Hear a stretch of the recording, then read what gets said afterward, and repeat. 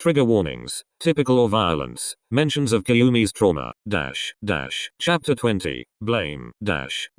What the fuck? Atsumu mutters, dodging another onslaught of Komori's blows. One swing that he barely escaped. Another that he deflects with his own blade, and then the tips of his hair fly through the air as if in slow motion. A clean cut that was definitely aimed at his face. What the actual fuck? Shit. He didn't expect this. The moon hangs low in the sky, casting a silvery glow over the deserted alley where Atsumu finds himself locked in a deadly dance with a familiar foe. Komori's figure is illuminated by ethereal light. He moves with lethal grace, twin katanas flashing in the darkness as he launches a relentless assault on Atsumu. And fuck, Atsumu's senses are spiked. Every nerve tingles with anticipation as he squares off against the former assassin. His muscles tense as he dodges a swift strike, the blade whistling past his ear with a hair's breadth to spare. Adrenaline courses through his veins, sharpening his focus as he assesses Komori's next move. And god, Komori is fucking cocky. A smirk plays at the corners of his lips as he presses the attack, each swing of his blades calculated to exploit Atsumu's vulnerabilities. Their movements are like a blur of motion, a symphony of steel clashing against steel as they weave in and out of each other's reach. As Komori lunges forward with renewed vigor,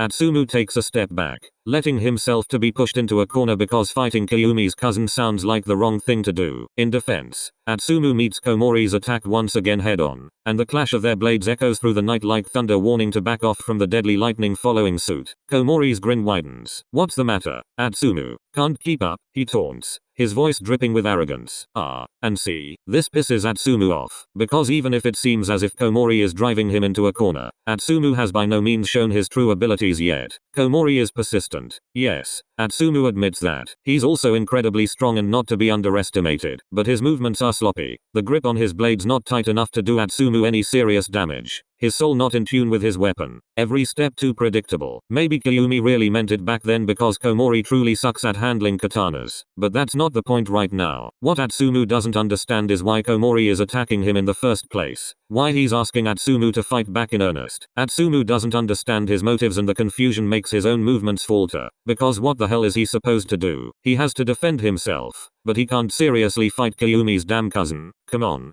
Komori scoffs. You gotta be kidding me, right? You expect me to believe a nobody like you managed to put me in a coma? Nobody. Huh? Oh. And of course Atsumu should know better, but still, he grits his teeth, frustration bubbling beneath the surface because the fucking audacity. Fucking hell. Komori, stop this. We don't have to fight, Atsumu almost pleads, but Komori only laughs and redoubles his efforts to knock him down. Dodging another flurry of blows, Atsumu can't help but shake his head in disbelief. This is so goddamn stupid. He doesn't even know what the hell they're doing. Atsumu's muscles begin to ache from the effort of parrying Komori's relentless onslaught. Each swing of Komori's katanas is like a sledgehammer against his defenses, wearing him down with each passing second. Despite his best efforts, Atsumu can feel himself growing tired, his breath coming in ragged gasps as he struggles to keep pace with Komori's assault. Having to hold himself back, Komori presses forward, driving Atsumu back until his back hits the unforgiving concrete wall of the alley. Another stupid, triumphant smirk plays across Komori's lips as he backs Atsumu into a corner, his katanas poised to strike. You're pathetic, Atsumu. Komori sneers, his voice dripping with contempt. Can't believe Kyuumi would ever fall for a coward like you. And fuck. He took one step too far, didn't he? Because what the hell does he even know? Atsumu grits his teeth and lunges forward, his own katana flashing in the moonlight as he strikes at Komori with all the force he can muster. The blade sings through the air, a deadly arc aimed at Komori's exposed flank. Surprised by Atsumu's sudden counterattack, Komori stumbles back, his smirk faltering for the first time since the confrontation began, and Atsumu seizes the opportunity, pressing his advantage as he drives Komori back with a flurry of precise strikes. Komori, though, is quick to recover, his movements fluid and precise as he lunges at Atsumu with lightning speed. Before Atsumu can react, Komori disarms him and slams something cold and hard into his side. He coughs as he collapses, doesn't have time to recover because not a second later Komori has him pinned beneath his body, two pistols trained on Atsumu with deadly intent. There's this goddamn triumphant smirk back, looming overhead, and Atsumu knows that he's been outmaneuvered. The air is stuck in his throat, his eyes are blown wide as he stares up into Meiosis ones, now changing and almost glaring down at him. Shit. Atsumu's heart pounds so hard that it hurts. Checkmate.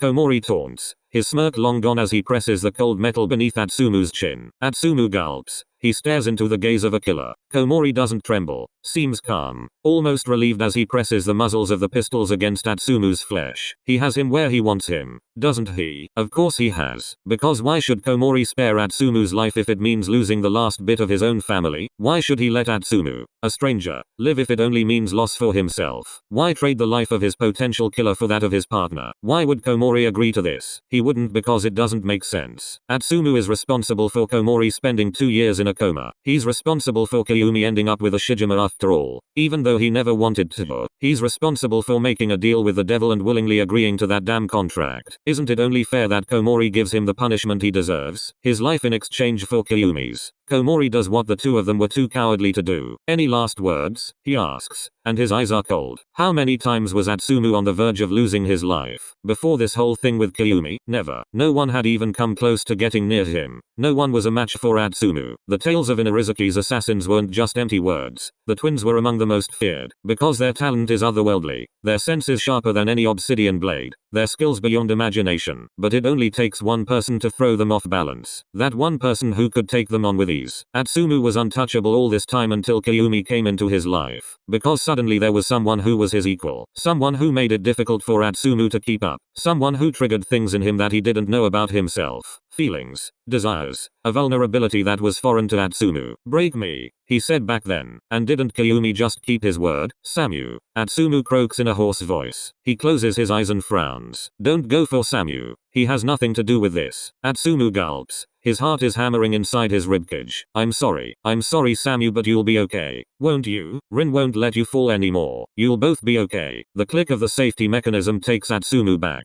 Slowly, he opens his eyes and peers up into Komori's focused gaze. His own stare is blank when their eyes meet. Atsumu feels nothing but guilt. Guilt for not being able to be there for his brother anymore. Guilt for everything he has done to Kyumi. He'll be okay too, right? Komori will be there for him. Okay. Komori agrees, his look unfazed as he smooths his finger over the trigger and presses the muzzle a little deeper into Atsumu's skin. He doesn't even hiss at the pain it causes. Atsumu just endures it, a punishment that's long overdue. That's it? Komori asks, and Atsumu tears his eyes away as he quietly utters his last words and gazes at the air between them. Get him out of there. It comes in a low voice and then his eyes are back on Komori. Atsumu's heart twists with every moment that floods his brain. Fingertips brushing his skin, a hand cupping his jaw, lips only an inch away from his own, onyx eyes burning like hot coals in golden flames. And then that precious, marvelous flicker of hunter green, of which he was granted to witness only in the most intimate hours. Atsumu never deserved him, did he? Not someone as divine as Kyumi. Free him from Ashijima's damn shackles. Let all of Tokyo burn for all I care. But make sure you get Kyumi out of there. Atsumu swallows hard, his throat aching from the metal pressed against his skin. He deserves the world. Komori, I want you to give it to him. And for a few seconds there is nothing but utter silence between them. The only sound rushing through the streets is the gentle breeze, reminding them that time doesn't stand still. Komori seems frozen in place, paralyzed by the words that fall so easily, so naturally from Atsumu's lips. Because if he's not dying for Kyumi's sake, who is he dying for? Komori sighs and clicks the safety back into place, both pistols in his hands. He runs one hand over his face, scowling at Atsumu before standing up and tucking the weapons back into the holsters at his sides. Atsumu coughs once his throat is free of the pressure and runs his hand over the sore spot to rub out the pain on his skin. Then he blinks several times when he spots Komori suddenly offer his hand to help him up. His forehead is furrowed in confusion. Komori's gaze is blank as to what he might be thinking. Get up, he begins, a little annoyed and a little relieved that he didn't have to go through with his plan. You two are so hopeless for each other. It hurts to listen to your ramblings. Atsumu blinks even more. Because, what is it with Itachiama's elite assassins that they have such soft spot for him? The second time that he was spared a bullet? Are Itachiama's assassins dumb? Come on. I won't kill you. Komori assures him, and Atsumu isn't exactly in a position to believe him. But then Komori flashes that stupid grin again and Atsumu starts to understand why Kyumi would never tell his cousin that he likes him. This guy is a crazy jerk. If you're a good boy, I'll buy you a drink. Atsumu lets him pull him up, and maybe it's naive to trust him with keeping his word because Komori, with his skills and speed, could take the safety off in no time and let Atsumu bleed to death here and now if he wanted to, but he doesn't. Instead, He pulls up the zipper on his collar and hides his hands in his jacket pockets, turns around and stops for a moment before he glances over his shoulder at Atsumu one last time. You like whiskey, I guess? Atsumu nods. He swears he hears Komori mutter something along the lines of you both have the same revolting taste and guess assholes stick together before he turns to him hypocritically. I think we have some things to chat about. And Atsumu raises an eyebrow because what the hell has he gotten himself into? 𝒑𝒍𝒂𝒄𝒆𝒅𝒊𝒕𝒔. Atsumu blinks a little bewildered as Komori continues with his story. Yeah, he replies and his eyes light up as the bartender serves their drinks. Atsumu thanks him for the whiskey and raises an eyebrow when Komori is handed a cocktail glass filled with 𝒑𝒑𝒔. Gratefully accepts it with both hands and greedily pokes out his tongue. And he claims Atsumu has no taste. This bar here used to be a paper manufacturing company, Eastern Japan Paper Mills. The guys used to meet here before they founded 𝒑𝒍𝒂𝒄𝒆𝒅𝒊𝒕𝒔. Hence the influence in the name. Raijin, on the other hand, is a warrior protector who brings both destruction and life. Komori explains and Atsumu nods. He isn't familiar with the first part, but he has heard of the second. It said when Raijin's lightning strikes a crop, it produces a bountiful harvest. Komori hums in agreement. It just shows how deeply connected the two are, doesn't it? Anyway, if you look at 𝒑𝒍𝒂𝒄𝒆𝒅 as a whole, they are actually quite a large group, but since they are spread out over several cities, they seem rather small. Komori sips from his glass and smacks his lips together before releasing a satisfied sigh. He grins as he turns back to Atsumu. With me, there are 4 people who belong to the 𝒑𝒍𝒂𝒄𝒆𝒅 region in Osaka. In Shizuoka there are 6. Nagano has 10 people. That's the most. An independent group,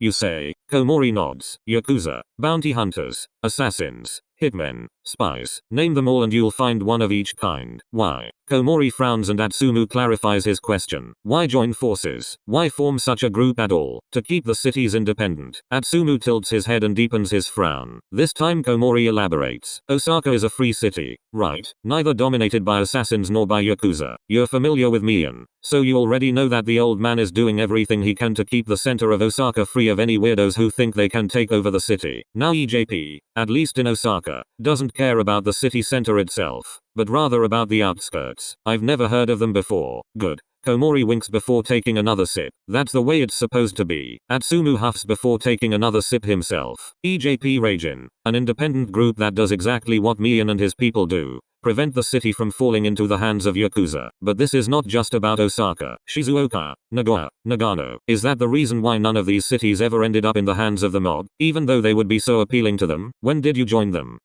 Komori nearly chokes as Atsumu somewhat catches him off guard with this question, unable to keep his lips off his drink, and Atsumu screws up his face at the mere thought of how sickeningly sweet the green liquor must be. I've known some of them for a very long time. Over there, Washio for example, is a good friend of mine and asked me to help out in Osaka when I was on my way to Seijo with Kayumi, and actually I promised him I'd stop by afterwards. But well, you know what happened. Something came up. Komori swivels his brass stool to face Atsumu, shaping his thumb and index finger into 2 makeshift pistols. With a playful grin, he mimics the sound of gunfire, aiming his fingers at Atsumu and pretending to shoot them one after the other. Atsumu huffs and then gulps a little nervously, tries to suppress the blush that rises to his cheeks from sheer embarrassment. Yet he mumbles and rubs the back of his neck sheepishly. His gaze is tilted to the side to avoid Komori's eyes. Sorry about that, meh. Komori shrugs. It is what it is. 2 centimeters higher and this whole lovey-dovey thing between you and my cousin would never have happened because he would have ripped your ass off on the spot for killing me. Jeez. Atsumu exhales heavily and stares at his drink. Komori laughs. I'm just messing with you, Atsumu. Then, he gives Atsumu a playful slap on the back before signaling to the bartender that he wants another round of those dubious alcohol violations. Ugh. Don't worry about it. I'm alive and kicking. Right. Anyway, I got back into training really quickly and generally got back into the swing of things super fast, which was great. I only officially joined 𝒑𝒍𝒂𝒄𝒆𝒅 recently, though. 2 years. Atsumu spent 2 years looking for his brother, not knowing whether he was still alive, how he was doing or what he was up to. During this time, Komori flipped the switch, a bittersweet slumber that alternated so quickly and easily between light and darkness at the end of the tunnel. He might as well have died in that time, or worse, not woken up at all while still breathing. Wasn't it torture enough to spend 2 years not knowing if there was any hope? Hope that everything will turn out well when the life they live usually brings anything but happiness. What does that do to a person? What was it like for you finally waking up? Komori hums as he ponders the question, slumping back in his brass stool and crossing his arms. Unreal. Probably sums it up best. Atsumu frowns as he stares at Komori and listens to him carefully. Maybe he can give Atsumu answers to all the questions that have remained unsolved over the last few months. Questions that only one person could have answered so far but never did. I've never seen him as miserable as he was at that moment. Atsumu's eyes widen at Komori's confession. His heart skips a few beats, his stomach twisting at the mere thought of what he's saying. It's clear who Komori is talking about, and because Kyumi brings out so many sides of Atsumu that the assassin doesn't know about himself, he finds himself being speechless once again, guilty of how Kyumi must have felt. I didn't want this. And there it is again. It's pathetic how this feeling is still lodged inside Atsumu, isn't it? For a moment, there is silence between them. Komori continues to sip his 𝒑𝒑𝒔 while Atsumu holds his whiskey glass firmly in his hand but doesn't take a sip. His gaze is fixed somewhere in front of him on the bar counter as memory after memory floods his mind. Kyumi, slowly breaking down as Atsumu confirmed the truth. That look of horror and disappointment. The realization that the one person you thought you could trust has shamelessly betrayed you. Kyumi pointing his gun at him with trembling hands. The inner battle with himself. Why did he never shoot? Atsumu clenches his jaw and swallows hard as the memories burn into him all over again. The knuckles of his hand are white with tension. His soul completely out of balance ever since they went separate ways. And he deserves to hear this. He deserves to hear about Kyumi's suffering and to carry the burden on his own shoulders because he alone is responsible. Atsumu alone is to blame for their current situation. I thought I was waking up from my beauty sleep only to find out something was off when Kyo hugged me. Komori chuckles a little, his gaze nostalgic as he thinks back to that moment. I mean, you know the man. He's as likely to cozy up to someone as a cat is to take a dip in a hot spring. Atsumu huffs a tiny laugh at the thought and Komori chuckles too, trying to lighten the mood. Maybe, if they had met under different circumstances, Atsumu would probably be joking along now. He would enjoy teasing Kyumi a little, riling him up, getting under his skin. But Atsumu isn't in a position to do that. No. Right now, Atsumu isn't even completely himself. It took him a while to spill the tea. That jerk wanted me to believe that nothing really happened in those 2 years I was knocked out. Can you believe that? Atsumu smiles faintly at Komori's rant because yes, he can believe that. Kyumi would rather have choked on his own misery than come to share it with anyone else. Because isn't it still like that now? Atsumu can't force himself to keep his eyes on Komori for long. Instead, he takes another sip of his drink and pretends it doesn't sting his heart to hear that Kyumi wanted to keep this between them under wraps. And yeah, Atsumu knows better. Of course he does. Komori had just woken up and his condition must have been anything but good. Kyumi had no reason to confront him with the next batch of bad news when it was a miracle that Komori woke up at all. So, why should he risk it? For Atsumu, he has to stop having these ridiculous thoughts. And what was he even supposed to say? Hey dear cousin, me and your almost killer have had some sort of enemies with benefits relationship for the last year. But I only recently realized that he's responsible for your situation and I didn't have the heart to kill him and now things are kind of weird between us. Come on. Komori would have gone straight back into a coma. Kyumi isn't an easy person and harder to crack than any nut. This time, Komori averts his eyes from Atsumu, resting his cheek against his fist. He recalls the memories of the conversation with his cousin. He runs his index finger over the rim of his cocktail glass and reminisces, frowning slightly as he talks about the man who ended up sacrificing himself so that both of them could live. We used to talk about you a lot. Atsumu freezes at that. He tried to avoid the topic, but I kept bringing you up because I could see how it tore him apart to bottle up everything that was going on. The pounding of his heart rings in his ears. That dull, strange feeling returns to his stomach. Atsumu would like to crawl back into his bed right now, pull the covers over his head and escape from the world. He knows he deserves this, but he doesn't know if his heart can take any more bleeding. But who is he even to complain? Listening to this doesn't even come close to a punishment. It's just a tiny fracture of everything he deserves. So, he should stop whining and choke it down. Stand his man and endure it. It's still nothing to the shit that Kyumi has to go through right now. It's nothing compared to how much Atsumu ruined their lives. Weren't you furious? He keeps staring at the glass in his hand. Komori perks up, facing Atsumu with a somewhat stunned expression. Furious? Why should I be? I mean, of all people, he kept hooking up with me. Atsumu turns to Komori and forces a smile, but he can't bring himself not to look hurt. Isn't that fucked up? Because it is. Completely and utterly fucked up.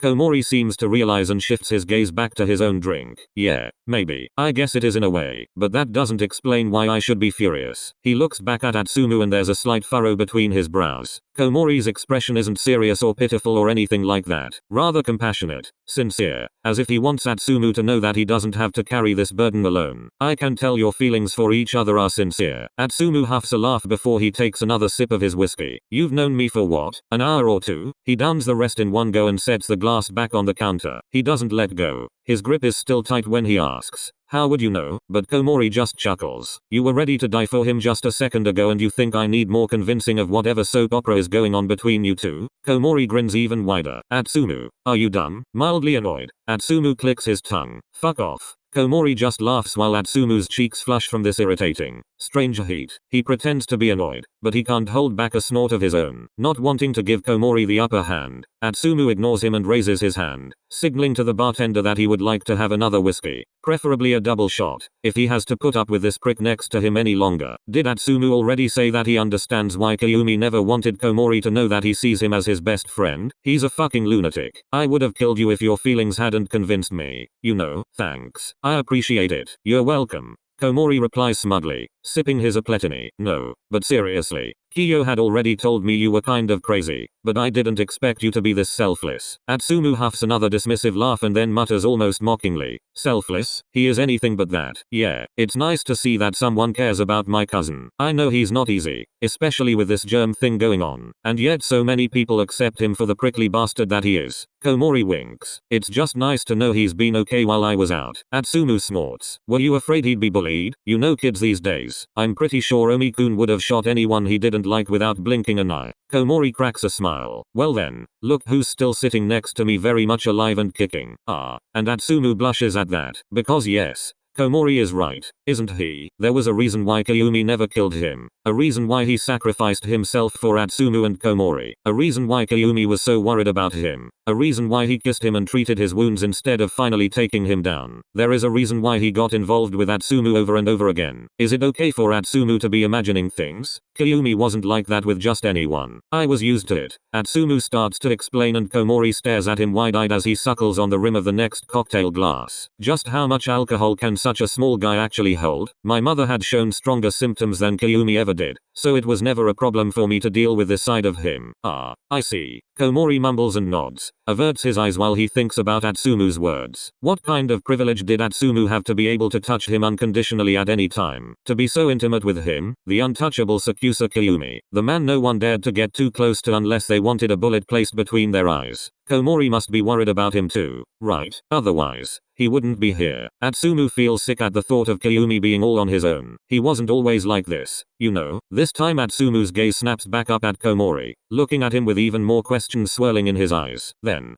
Komori asks with a pained smile, did he ever tell you how his family was killed? Atsumu's frown deepens at Komori's words. He shakes his head. He knew about the incident in Itachi-yama but he never knew how much it had actually affected Kyumi. He was what? 15, 16 years old when his family was murdered? Did he feel like Atsumu did back then when his own mother was killed? Komori takes a deep breath, steeling himself before launching into the tale. His voice is measured, but there's a rawness to it, as if the memories still cut deep. My uncle and my other cousins, Kyumi's siblings, they were hiding them. Kyo and their mother. Komori begins, his tone grave. The 𝒂𝒂𝒂𝒔 have always been talented, but every talent reaches a limit. There were too many people who wanted to kill them. Too many powerful assassins and hitmen who took everyone in Itachi-yama down. Atsumu listens in silence, his chest tightening with every word and his heart heavy with empathy for the pain all of them must have endured. The gravity of the situation sinks in as Komori paints a vivid picture of the horror Kyumi and his family had to go through. Atsumu feels sick at the thought that anyone as strong as Itachi-yama could be defeated in the blink of an eye. Could the same thing happen to an Irizuki if they are not careful? It was messy,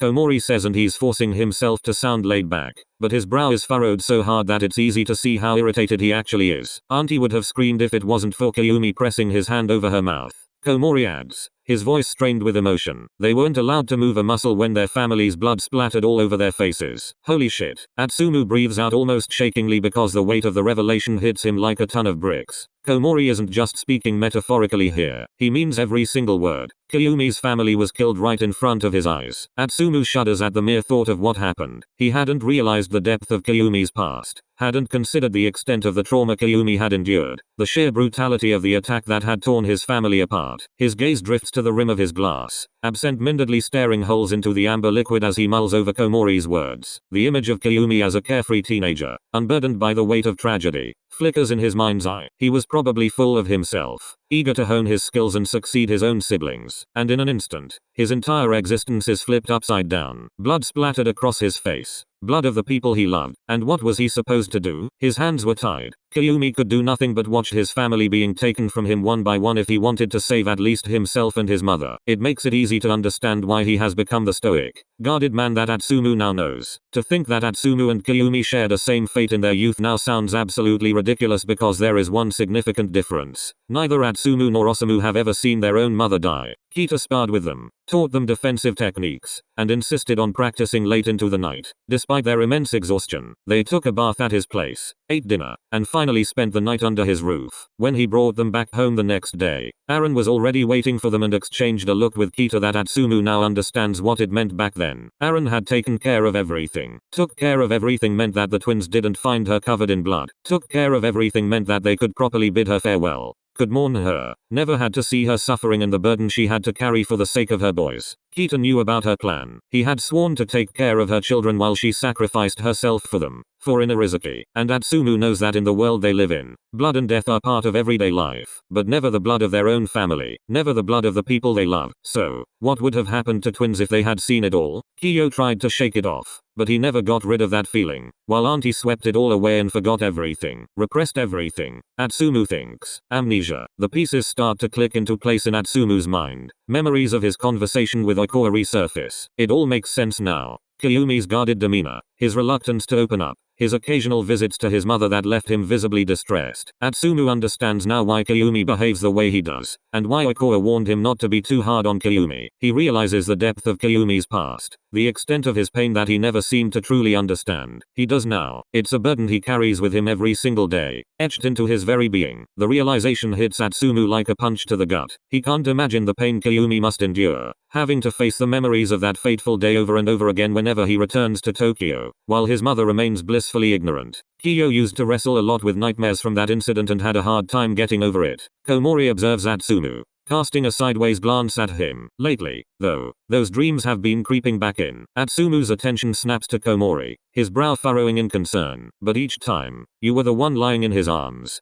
covered in blood. I keep seeing you. Atsumu's blood runs cold. I keep seeing you everywhere I look. In the mirror, in my car, in my bed. I see you even when I close my eyes, and it fucking hurts. Atsumu. He freezes. His mind jolts back into the heart of that haunting moment in Tokyo, where he teetered on the precipice of oblivion. The searing pain of Tendo's blade piercing his flesh, the blinding agony coursing through his veins. It all floods back with vivid clarity. And just like that, Kayumi's face emerges from the haze, descended like a guardian angel to wrench him from the clutches of death's embrace. Atsumu felt a tether binding them together as their eyes locked. It was a moment of raw vulnerability, where unspoken truths hung heavy in the air. In a gesture of desperate gratitude and intimacy, Atsumu's trembling hand reached out, smearing his own blood across Kayumi's cheek. Blood that Kayumi must have seen over and over again. Fuck. Atsumu mutters under his breath and presses the heels of his palms against his brows. Atsumu sits there, lost in thought, and can't shake the eerie similarity between their dreams. While he's stuck dreaming about fooling around at the beach,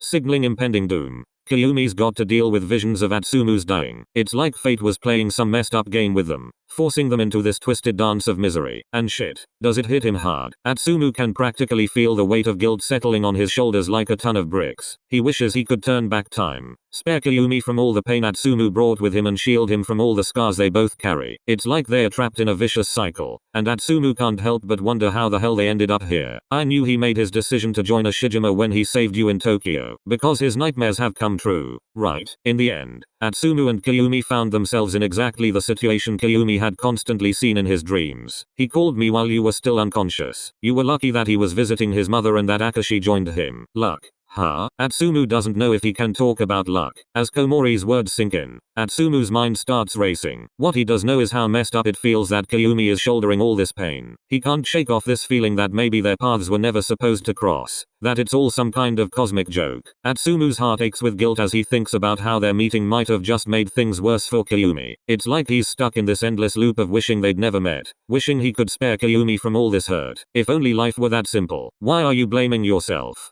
Komori asks, and once again, Atsumu's gaze snaps up. He frowns. What do ya mean? It's practically written all over your face. Why do you doubt yourself? Komori is serious about this question because he looks like he doesn't understand Atsumu in the slightest, and Atsumu can't help but feel a little defensive. Isn't it obvious why he's feeling guilty? If he had never gotten involved with Kyumi, if he had never shot Komori, if he had never traded his katana for a gun, or if only he had never accepted that fucking mission, wouldn't Atsumu have saved himself and Kyumi so many things? Wouldn't everyone live in peace now? It's Atsumu's fault. I dunno. I mean, I took on the mission to kill you, but you're not the one who placed it. Oh, yeah, well, that was unexpected. Because yes, once again Komori is right. For all the guilt he may feel for his actions, in the end he wasn't the one who initiated the mission. It wasn't him who instructed to kill Komori so that he could stop Kyumi from making foolish decisions. It wasn't him who did everything in his power to make Kyumi his own. No, this wasn't Atsumu. You know, I blamed myself because this whole mess started because Wakatoshi was after my neck.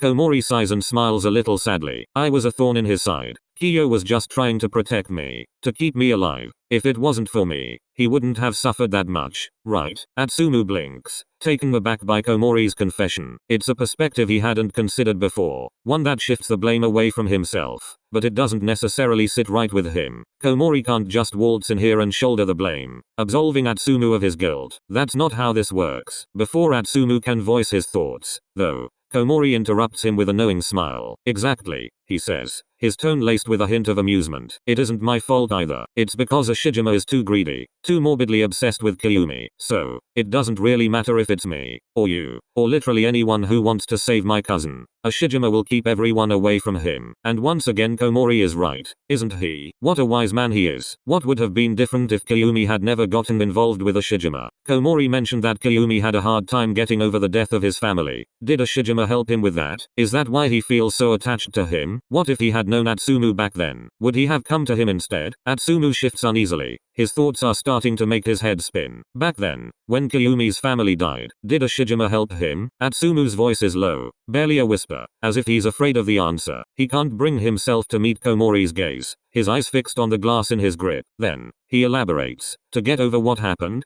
Komori just nods solemnly, a somber expression clouding his features. The two of them have a deep connection. Atsumu, it's hard to understand their relationship if you haven't seen what they've been through together. He pauses, his voice tinged with a hint of regret. But Ashijima isn't one to put anyone above his goals. Trust me, he wouldn't even do that for Kyumi. He may be obsessed with him, but he will always fulfill his duties as a Kumicho first while Kyo comes second. Atsumu grits his teeth, a surge of anger bubbling beneath the surface. It's infuriating to think that Ashijima could manipulate Kyumi's vulnerabilities for his own gain. He clenches his fists, his nails digging into his palms as he struggles to contain his frustration. Kyumi has let him take advantage of him and he knows it. Ashijima may have helped him get over the shock of losing his family, but that doesn't mean he was ever good for him. We weren't good for each other. Atsumu sucks in a sharp breath. In the end, Ashijima got what he wanted. His voice is tinged with bitterness, his jaw set in a stubborn line. Not yet. Komori shakes his head, his expression grave. Atsumu's brow furrows in confusion. What do you mean? A shadow crosses Komori's face, his gaze distant. Ashijima's ambitions run deeper than you can imagine. Atsumu, I don't think I need to tell you that something's brewing between the big three. Getting his hands on Kyumi was just his first move.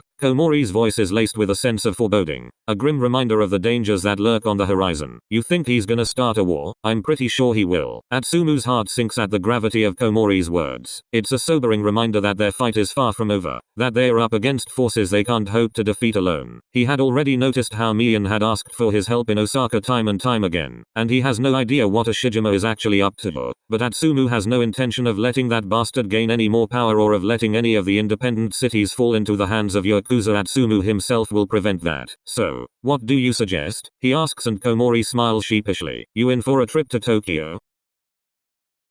Seijo, Daisho smirks, taking a sip of red wine. So, you intend to give Aoba Josei back what you've worked so hard for? Just like that? Ashijima grins amusedly, swirling amber-colored liquid in his glass. Not just like that, Suguru, he says, taking a sip of cognac before setting his glass down beside his gun on the table. He leans back and releases a sigh. Once Oikawa has to give up his turf, He'll thank me for letting him keep 𝒒𝒑𝒂𝒄𝒆𝒔. He despises you. What makes you so sure that he'll stick around? 𝒂𝒑𝒔 smirks, stifling a broad grin as he picks at his gloves. The man's no fool. He knows when to admit defeat. He says with a dangerous glint in his eyes, 𝒂𝒂𝒄𝒆𝒅 will have to choose his pride or 𝒒𝒑𝒂𝒄. He shoots a sideways glance at Kyumi, who seems to be absorbed in the lights of Tokyo's nightlife. I'll make sure 𝒂𝒂𝒄𝒆𝒅 knows that my men are more than ready to wipe out his beloved city if he tries anything funny. I see. Daisho smirks, following 𝒂𝒑𝒔's gaze to Kyumi. You're not messing around, are you? 𝒂𝒑𝒔's eyes are cold as they lock onto Daisho. His expression remains fierce. I never joke. It's a threat. But Daisho laughs, taking another sip and swirling the wine in his glass. His eyes meet 𝒂𝒑𝒔's with equal coldness and malice. So, we're doing this? Yeah. He pulls a pack of cigarettes out of his jacket and sticks one of them between his lips. Terashima steps next to him, flicks the lighter and holds it out for Daisho to light his cigarette. 𝒂𝒑𝒔 holds his gaze. 𝒂𝒂𝒄𝒆𝒅 will get 𝒒𝒑𝒂𝒄, and in exchange he'll hand over all his territories and work for me. I'll leave Aomori and Akita to you, while I take Iwate and Miyagi. When are you planning to claim Fukushima,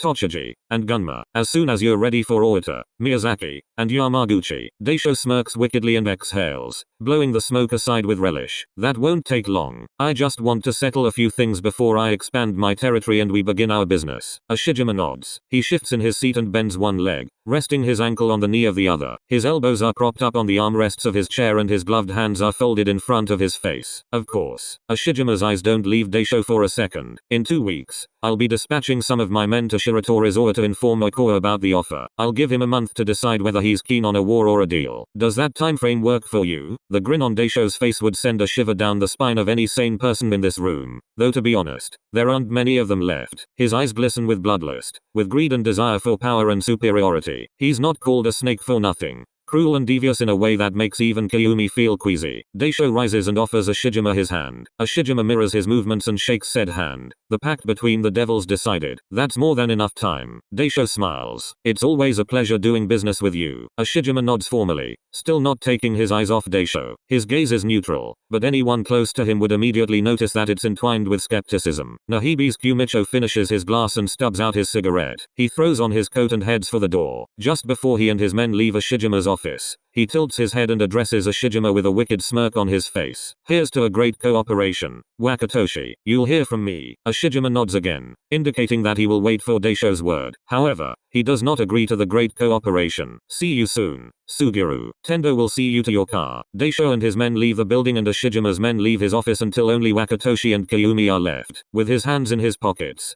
Kyumi steps to 𝒂𝒑𝒔's side. They both stare at the closed door, both looking up to Daisho as if they could tell what he's up to. After a brief moment of silence, Kyumi asks, when will he attack Inarizaki? The corners of 𝒂𝒑𝒔's mouth curl up. As soon as I'm busy with 𝒂𝒂𝒄𝒆𝒅. Kyumi knows that Wakatoshi has no serious business with Daisho. The alliance is purely a precaution, a way to keep Nahibi's Kumicho out of the way. He's also well aware of Daisho's true intentions lurking beneath the surface. Kyumi can't shake off the unsettling feeling that accompanies thoughts of Daisho's ambitions. He knows that the man's thirst for power knows no bounds, his cunning and ruthlessness unmatched in their world of shadows and deception. Daisho is playing a dangerous game, Kyumi remarks, his voice tinged with a note of caution. 𝒂𝒑𝒔 nods. His expression remains grim. He sees Inarizaki as his ticket to the top, a way to assert his dominance in our world. He agrees and his tone is laced with contempt. Kyumi's jaw tightens at the mention of Inarizaki. The mere thought of Daisho's scheme sends a chill down his spine. He's well aware that Daisho's goals go way beyond just taking over territories. The guy's aiming for the top spot in their shady world, to be the one who holds power over them all. So, back then, over 2 years ago when he figured out that 𝒂𝒑𝒔 wanted to convince Kyumi to work for him, Daisho saw kidnapping Osamu as his only chance to snatch Inarizaki and thus gain more strength for himself. He believes that with Inarizaki under his control, he'll be seen as the strongest.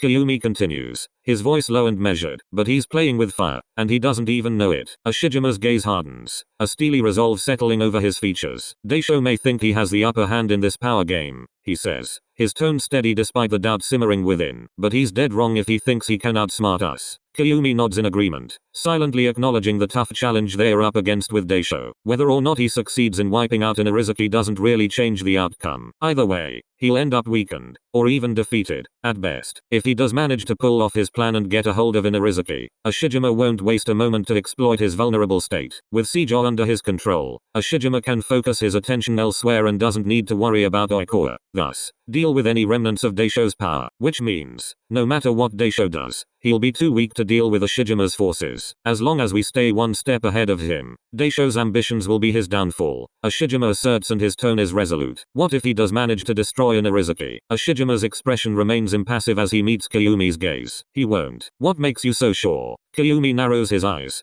contemplating Ashijima's unwavering confidence. He knows that Wakatoshi rarely speaks without conviction, but the gravity of the situation leaves little room for blind faith.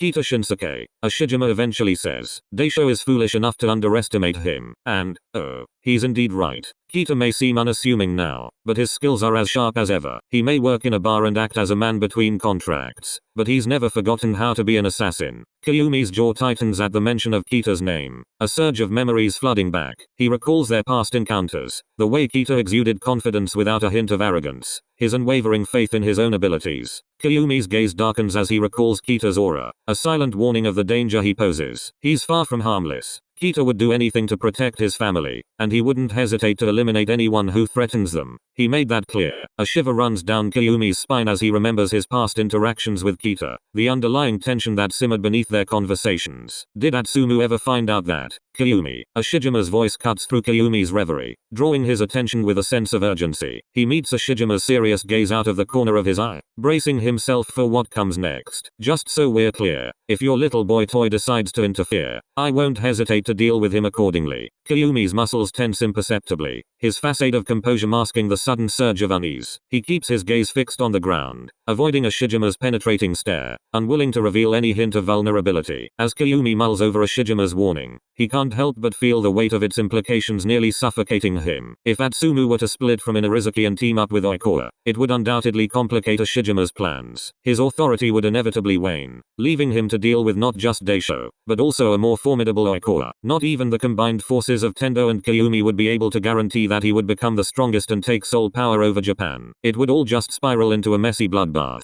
There's this dangerous opportunity nestled within Atsumu leaving Inarizuki, and it would give Ashijima the green light to deal with him however he pleases. If Atsumu decides to help Oikawa in any way, it could end badly for him, and Kayumi's sacrifice to save him and Motoya would be in vain. And even though Atsumu is not about to cozy up to any Yakuza faction, his independence could either be his ace in the hole or his downfall, depending on how things play out. If he heads to Osaka just like he planned, he won't even notice the war brewing. If he decides to join forces with Oikawa against Ashijima, well, the idea of Ashijima eliminating Atsumu if he becomes a threat hangs like a dark cloud over Kayumi's thoughts. Wouldn't that just turn Inarizuki against you? Ashijima casually removes his gloves and sets them neatly aside. Stepping closer to Kayumi, he positions the tip of his shoe between Kayumi's and tucks Kayumi's mask under his chin, holding it between his thumb and index finger to lift Kayumi's gaze to his own. Kayumi's breath catches in his throat as their eyes meet. Let's not kid ourselves. Kayumi, Inarizuki wouldn't cozy up to any Yakuza. We both know that. The only thing that fool might do is break ranks with his little assassin crew and stupidly throw his lot in with Oikawa. Kayumi frowns, his jaw aching in Ashijima's tight grip, his heart stumbling with every beat. He won't. He asserts firmly, his voice tinged with a hint of defiance. But as Ashijima's gaze bores into him, Kayumi's confidence wavers. Swallowing hard, he meets Ashijima's cold stare with a steely resolve. He has no more business with Oikawa. He forces himself to remain calm despite the fear gnawing at his insides. If everything goes well, Atsumu will be gone to Osaka in the next few weeks. He should have been gone by now. Ashijima's lips curl into a predatory smile, his gaze icy and unforgiving. I'm sure you understand the consequences if that bastard dares to set foot in Tokyo, right? His words are laced with a warning that sends a shiver down Kayumi's spine. Ashijima tilts his head, and his gaze is cold, so icy cold that Kayumi's heart tightens in an unpleasant way. It stings in his chest, this strange feeling of fear that's spreading through him. Don't worry. Kayumi meets Ashijima's gaze head on, forcing every cell in his body not to start trembling. If he shows up here, I'll kill him myself. Good. Ashijima leans in, his hunger evident in the intensity of his gaze at Kayumi's lips. Instead of planting a kiss on Kayumi's mouth, he moves to his cheek and Kayumi's resolve starts to waver. He can feel the heat of Ashijima's breath against his ear, the weight of his words sinking deep into his bones. You've been a good boy so far. Don't you dare betray my trust. As Ashijima pulls away, Kayumi holds his gaze, a cold shiver running down his spine. His heart pounds with an uneasy rhythm, each beat echoing the unsettling tension in the room. Despite his best efforts to maintain composure, Kayumi can't shake the feeling of dread creeping into his bones. Bile rises in his throat, and he feels incredibly sick to his stomach. You know I would never do that.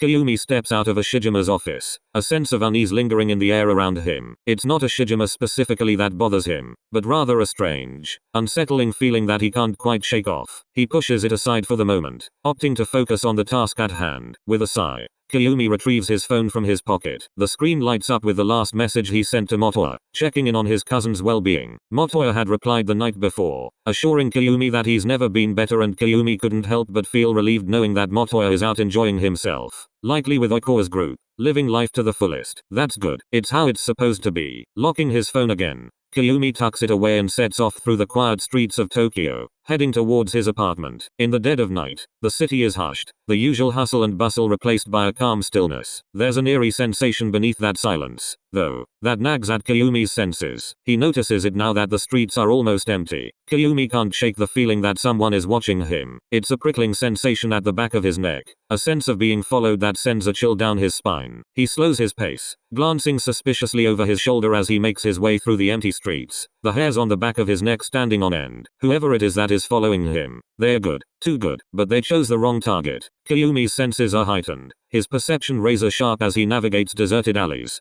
keeping an eye out for any sign of danger. With each step, Kayumi's awareness sharpens, his mind already formulating a plan to confront whoever dares to piss him off. He steers himself into empty alleys, away from prying eyes and potential civilian casualties, preparing himself for the possibility of having to defend himself against an attacker. It's only when he rounds a corner that the stranger makes their move, lunging out from the darkness with hostile intent. In a fluid motion, Kayumi pivots on his heel, and swiftly deflects the attacker's advance, ready to retaliate if necessary. Kayumi's instincts kick into overdrive as the stranger launches into a ferocious attack. The alley is cloaked in darkness, obscuring the details of his opponent, but Kayumi can feel the tension in the air, the palpable threat of violence hanging between them. The stranger moves with startling speed and precision, their movements way too fluid and controlled. Kayumi dodges and weaves, narrowly avoiding the blows aimed at him. He can sense the power behind each strike, the raw strength of his opponent evident even in the dim light. Despite the darkness, Kayumi catches a glimpse of a glinting blade at the stranger's side, a katana, but instead of drawing the weapon, the stranger seems intent on engaging in close combat, matching Kayumi blow for blow. Kayumi scoffs but gives into it. He grapples with the stranger, their bodies pressed close as they exchange blows. He can feel the heat of their breath against his skin, the adrenaline coursing through his veins as they fight for control. For a moment,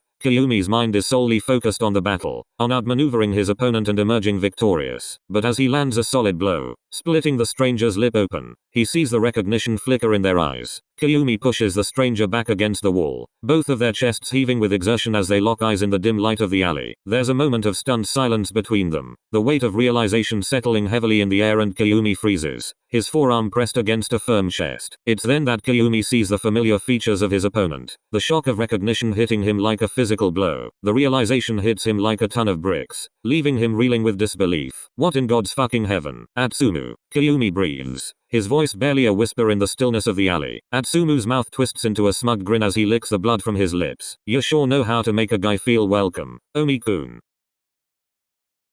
Atsumu leans against the back of Kayumi's couch and winces as Kayumi tends to his split lip. He grits his teeth against the sting of the ointment, his expression twisting in discomfort, mirroring the scowl Kayumi himself wears on his face. His lip throbs as nitrile gloved hands delicately take care of it. Atsumu peers up at Kayumi from beneath the shadow of his hood, their eyes locking in a silent challenge. Golden flames meeting onyx coals. Good. He's pissed. Why is it so hard for you to understand that you should stay away from Tokyo? Kayumi's voice is firm, edged with frustration. Atsumu pulls back his hood with a defiant jerk, revealing his own irritation. Hey asshole, the next time someone confesses their feelings to you, you better reciprocate or reject them properly. But to say, it will pass. His voice is sharp with resentment, and he hisses when Kayumi not so carefully dabs at his sore lip. Just fuck you, Omi. Atsumu. Kayumi reprimands, his tone low and sharp. His jaw tightens at the accusation, a warning glinting in his eyes. The two of them merely glare at each other, locked in a familiar battle of wills, fire and gasoline, always on the brink of ignition. It's always been like this between them, hasn't it? Too much tension, too many feelings they're trying to keep hidden. As Atsumu breaks their gaze,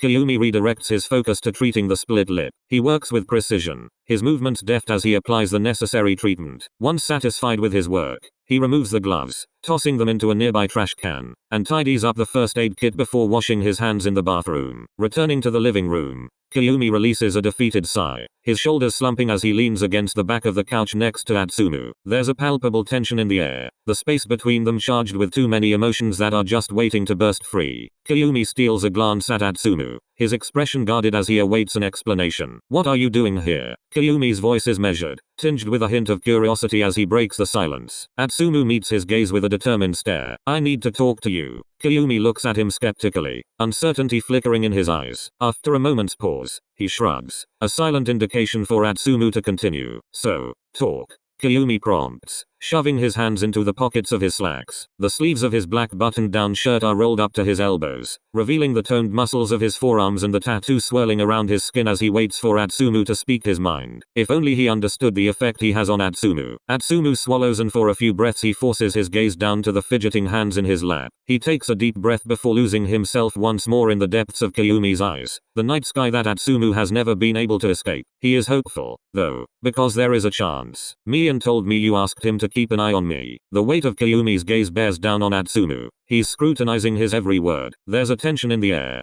thick with unresolved issues, and it threatens to suffocate Atsumu with every passing heartbeat. Kyumi's lips purr slightly at the mention of Mian, his expression guarded. Yes, at first, it was to see if you would go after Motoa, but then, he trails off, averting his gaze momentarily before meeting Atsumu's eyes once more. You never did, and I never called it off because, I guess I just needed reassurance that you're okay. Atsumu's chest tightens at Kyumi's words, a pang of guilt gnawing at him. I was never okay without you. I know I've messed up, Omi, Atsumu admits, his voice tinged with remorse. But I couldn't just sit back and do nothing. Daisho's a threat to all of us, and I couldn't let him get away with what he's done. That's why I started working with Mian. Kyumi scoffs, the sound sharp and disapproving. That bastard asked you behind my back. It was never part of the deal to drag you into his own schemes. The bitterness in Kyumi's voice cuts through the air, leaving a sour taste in Atsumu's mouth. The only part of the deal was to watch over Atsumu, but Mian had his own interests. Atsumu already knows that Mian kept it from Kyumi until he left for Tokyo, and Kyumi's reaction was anything but thrilled. It's okay. I wanted it, he replies, though the words feel hollow even to his own ears. You kept being reckless.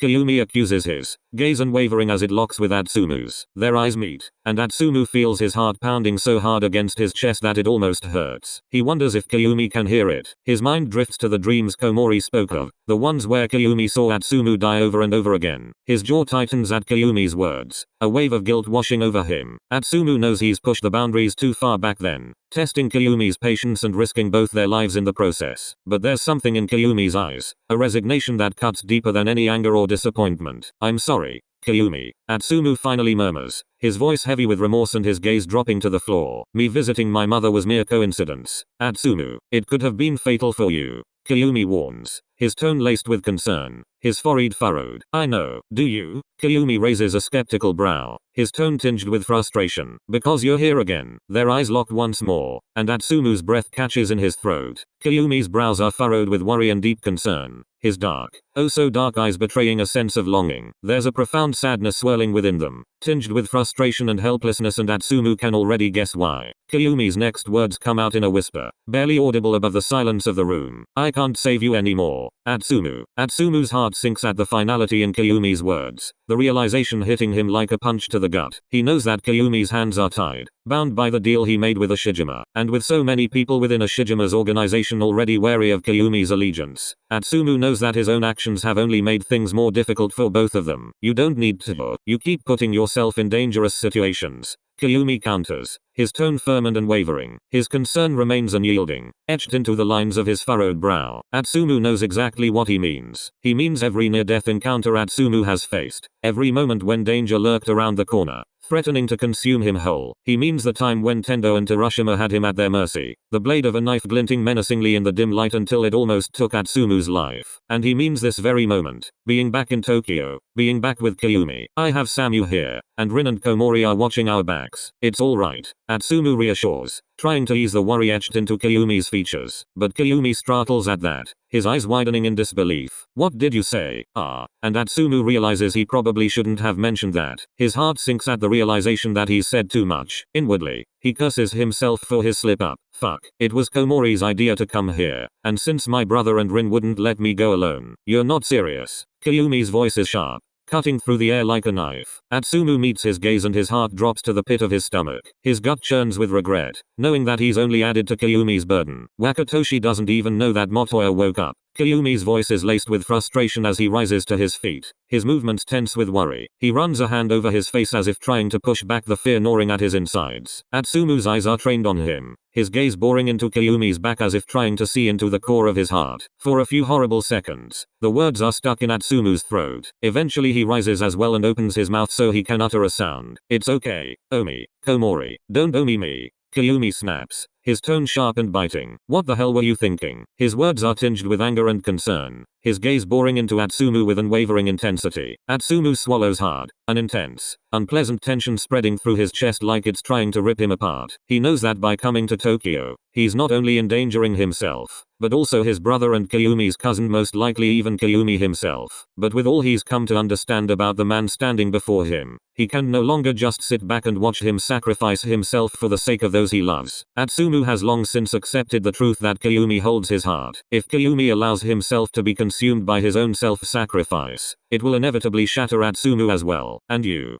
Kayumi continues, his voice low and accusatory as he steps toward Atsumu and presses a finger against Atsumu's chest. You should know better than this, Atsumu. This isn't the first time that Tendo almost got you, and now you involve your brother? Are you really that oblivious to the risks? Atsumu clicks his tongue in annoyance, frustration evident in the sharp sound, as he knocks Kayumi's hand off his chest. His jaw clenches as he meets Kayumi's unwavering gaze, a defiant spark flickering in his eyes. He wouldn't have let me go on my own. Okay, do ya seriously think I like risking his life all over again? Atsumu retorts, his voice edged with irritation. Kayumi's glare intensifies, his expression hardening as he bites out his response. Maybe you should have just never come here then. I'm here now, though. Omi, okay, I'm here. Atsumu takes a deep breath, his chest rising and falling with the effort to steady his emotions. He shifts his gaze away from the heat in Kayumi's eyes, a hint of defeat coloring his tone as he continues. We're going in circles. The tension between them simmers and Atsumu dares to meet Kayumi's eyes again, his own gaze devoid of its usual fire. Instead, it's replaced by a subtle flicker of nervousness, betraying the turmoil raging within him. His fingers twitch with restless energy, and he shifts his weight from one foot to the other, unable to find a comfortable stance. Wordlessly, they lock gazes and after what feels like an eternity,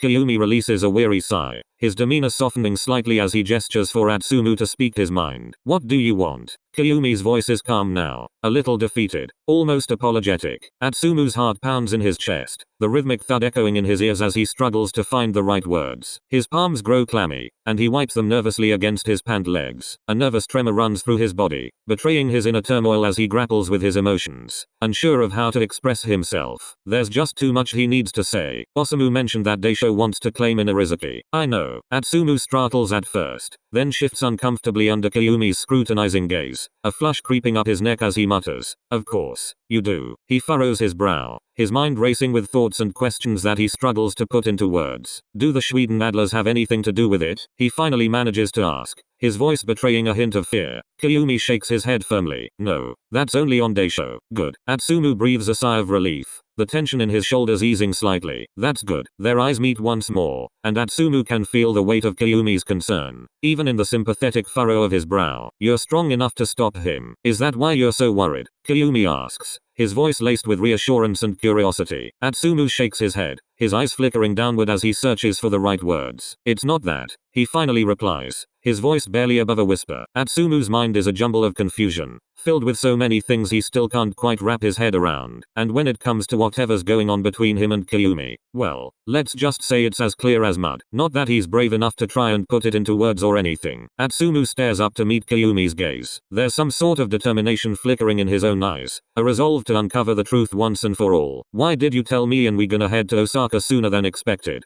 Kayumi's frown deepens, his expression clouded with uncertainty as he weighs his words carefully. Atsumu can see the gears turning in Kayumi's mind, the hesitation in his gaze as he grapples with the decision to reveal the truth. For a moment, Kayumi breaks their gaze, taking a deep breath to steady himself. It's only when he meets Atsumu's golden eyes again that there's a steely determination swirling in his own orbs. The decision to bring Atsumu out of the darkness, no matter what the consequences might be. Did he never tell you? Kayumi's voice is calm, but there's an edge of urgency beneath the surface, as if he's been waiting for this moment for far too long. He presses, "Why I can have anyone but you?" Kayumi's question hangs in the air, heavy with implications that Atsumu struggles to grasp. His brow furrows in confusion as he searches Kayumi's face for answers, but all he finds is a cryptic expression that offers no solace. Atsumu's mind races, trying to make sense of Kayumi's words. They ring a bell, like echoes of a conversation they've had before, but the memory slips through his fingers like sand. Then, like a bolt from the blue, it hits him. "Kita-san?" Atsumu asks, his frown deepening as he struggles to connect the dots. It dawns on him then, the memory of Kayumi's conversation with Kita before they left Inarizaki. At the time, Atsumu had brushed off Kita's warning as nothing more than the usual caution of a leader looking out for his family. But now, with Kayumi's words hanging in the air, Atsumu realizes there was more to it than he'd ever realized. His eyes widen, the pieces of the puzzle slotting into place with alarming clarity. "He knew who you were." The words escape Atsumu's lips in a hushed whisper, the weight of understanding settling heavily in his chest. It hits Atsumu like a punch to the gut, stealing the breath from his lungs as the truth settles over him like a suffocating blanket. Kita hadn't just been wary of Kayumi's ties to the Yakuza. He had also known, without a shadow of a doubt, the true extent of Atsumu's connection to him. Shit. How could he have been so blind? So naive? What the hell? I didn't realize it myself until much later. Kayumi says as if he could read Atsumu's mind. "I guess he has his reasons for not telling you, but it explains why he was always so wary of me, I thought." His voice trails off, as does his gaze. Kayumi's words hang in the air, heavy with unspoken implications. Atsumu feels a surge of frustration bubbling up inside him, a gnawing need to understand the truth behind Kita's actions. "What does that mean, Omi?" Atsumu presses, his voice tinged with urgency, but Kayumi shakes his head, his expression unreadable. "I don't know."